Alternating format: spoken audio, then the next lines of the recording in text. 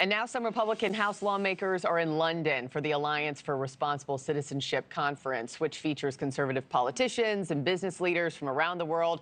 Joining us now, I have Wyoming Congresswoman Harriet Hageman and South Carolina Congressman Ralph Norman. Good morning to both of you. Thank you for your time. Glad to be with you. You know, this is one of the big global summits, the big meetings of the minds right now. I know you've heard from people like Speaker Mike Johnson, U.S. Energy Secretary Chris Wright. Why are the two of you there, and what's your mission? Well, I'm here because Heritage invited me, and the fact that they're like-minded people, that they're excited about the future for America. England is in a different position, I think, than America is. But with Trump at the helm, with JD Vance, with the leadership that they're showing, it's a welcome sign, and they're like-minded people here that agree with that, and it's been a great conference so far. Mm-hmm.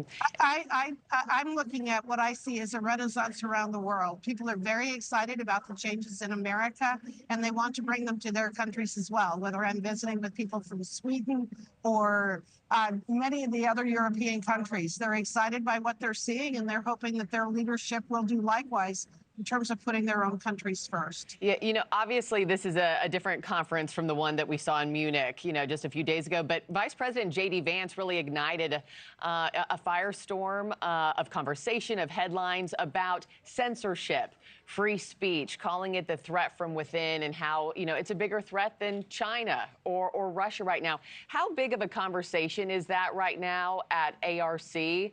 And, you know, when you talk with other European countries there this week, are they in agreement with the VP on this one? Well, I know from the conversations I've had, and probably Harriet as well, they see the fact that Great Britain is not on the course that America is. The leadership there, they don't have an election until 29, 4 years from now. And with America now, it's kind of a resurgence of patriotism, and of just what JD Vance talked about, free speech, not managing decline, but managing the resurgence of freedom. And that's what this conference is about. So it's uplifting and exciting to see. Mm-hmm. Over the last 2 years, I worked on the weaponization committee, the select committee on weaponization of the government. And one of the issues that we focused on was the First Amendment violations by the last administration. And we not only saw it in America over the last 4 years, but you see it in Europe as well. And it's becoming incredibly dangerous and totalitarian the way that they're treating their citizens. And so the message that JD Vance brought to Europe was a message that should be well received. And I think that that the leadership here needs to really take a step back and think about what they've been doing and how they've been backsliding into an era that none of us want to revisit. So I'm excited about the message of freedom and liberty, and the fact that in democracies and republics, you ought to listen to your citizens because they really are the boss. Mm-hmm. Last question before I let you go. Obviously, while you're abroad in London, there's a lot happening here at home, and I wanted to ask you about DOGE. A lot going on this week. You know, the firing of hundreds of nuclear workers, now the scrambling to hire them back. I know overnight the head of the Social Security Administration stepped down over these fast reforms. Do both of you think DOGE is moving too fast, and how are other countries, while you're there, perceiving all the quick change that's happening here in the United States? If you look at what DOGE is doing, they're uncovering, they're investigators, and Americans, I think, are shocked to see where the money has been spent. I think that those who are leaving considered it their money. It's American taxpayers' money.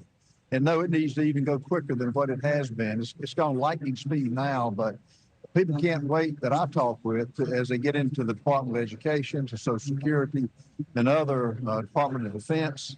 They're excited about it. And what Elon is doing is setting a course for this country that is going to change the path. It's going to alter the where we spend the taxpayers' money, and it's going to be a totally different day. And Congresswoman, I'll give you the last word before we go.